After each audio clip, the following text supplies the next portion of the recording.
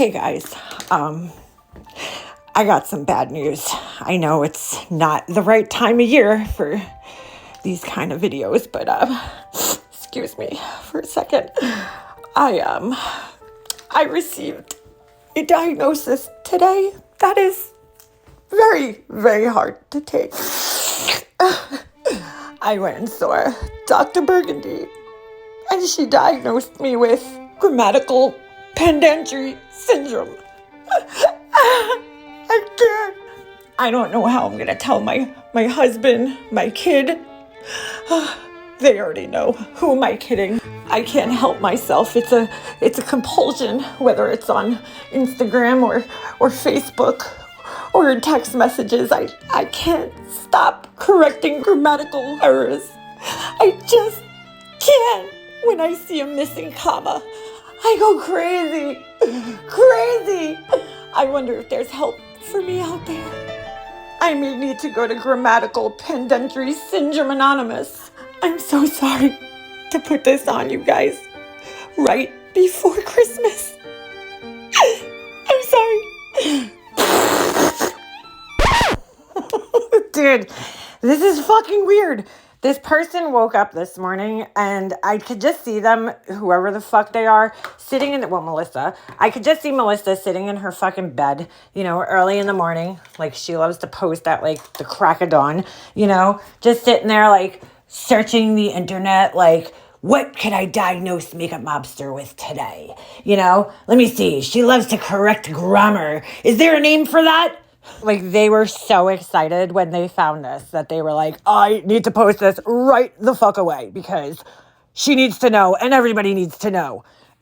So let's take a look at their post here. It says, holy shit, there's actually a name for this public mental illness and need to control others when receiving criticism. They're closed-minded, judgmental, and condescending and play victim of grammar errors.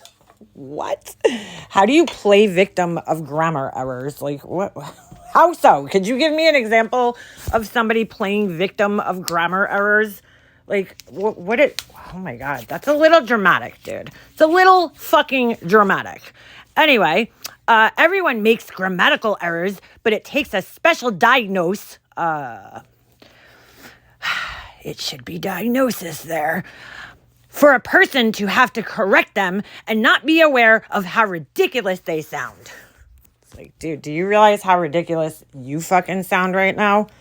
So I like to notate that they cut off the search bar, probably because whatever the fuck they were searching, it was fucking weird. So they highlighted this portion, okay? And meanwhile, this is an AI overview, so like this isn't an actual fucking DSM, qualified syndrome. It's a part of some type of OCD, but we'll take a look at that. Constantly correcting grammar on social media can be linked to personality traits associated with a lack of agreeableness, being overly critical, and sometimes even potential signs of a condition called grammatical pendantry syndrome. GPS, guys. I got GPS.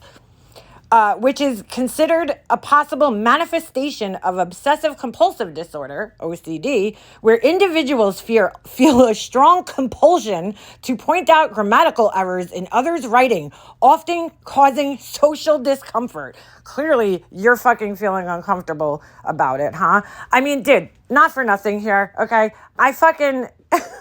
I don't go around like just correcting grammar for the fucking hell of it because I can't help myself. But if I've said this a million times. If you're going to come in my chat and you're going to try to fucking insult me, at least do so intelligently and with like correct grammar and like make sense. I mean, when this person first started trolling me, they didn't even fucking make sense.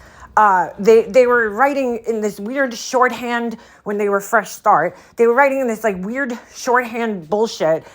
And it was like really hard to understand what they were saying. But I don't go around and just like start picking on people because of their grammatical errors. Clearly, we all make them, myself included. But they're very sensitive about it. Very sensitive. So here we go. The key points about correcting grammar and personality. Negative perception. Research suggests that people who frequently correct others' grammar online are often perceived as less agreeable, more critical, and less open to others' perspectives. Like, okay. But it's like, who gives a fuck, honestly? Even if this is the case, who cares? Underlying motivations. The need to constantly correct grammar could stem from a desire for control, a strong focus on detail, or a need to appear knowledgeable. Like, all right, dude.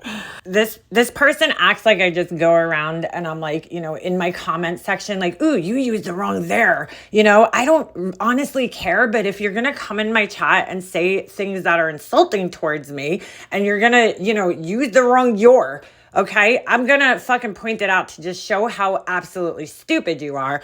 But, I don't go around in my real life correcting everybody's grammar. I honestly couldn't fucking care less. They really think they found something here. So let's move on to social impact. Constantly pointing out grammatical errors can be seen as condescending and constrain relationships. Burgundy, are you upset because our relationship is strained? I'm sorry. You want a hug? Let's hug it out. Okay, constrain relationships, especially when done in a public forum like social media. Potential personality traits linked to excessive grammar correction. Excessive grammar correction. It's like I'm fucking excessively drinking or something. Oh my God, this is too much. High neuroticism. Individuals in high neuroticism may be more sensitive to perceived errors and feel a strong need to correct them. Oh my God, what a horrible person. Low agreeableness. People with low agreeableness may prioritize their own standards and be less concerned about the feelings of others when correcting grammar. I'm not really concerned about anybody's feelings when they're coming in my chat trying to insult me and say really rude shit to me. So they act like they just come in and they disagree with me. It's like, no, dude, you just fucking lie and make shit up and say really rude shit to me. So, correcting your grammar. I mean, I could just call you a fucking asshole and be like, you're too fucking stupid, get the fuck out of my chat, and block you, but I don't. So, but yeah, anyway. Conscientiousness in extreme cases. Ooh, am I an extreme case? While a degree of conscientiousness is often associated with attention to detail, which I very much have, an extreme focus on grammar can manifest as a need to correct others excessively. I wonder what the diagnosis is for somebody who wakes up every morning and looks for diagnoses for a person that they don't even fucking know and will probably never meet in their fucking lives, and then post them online.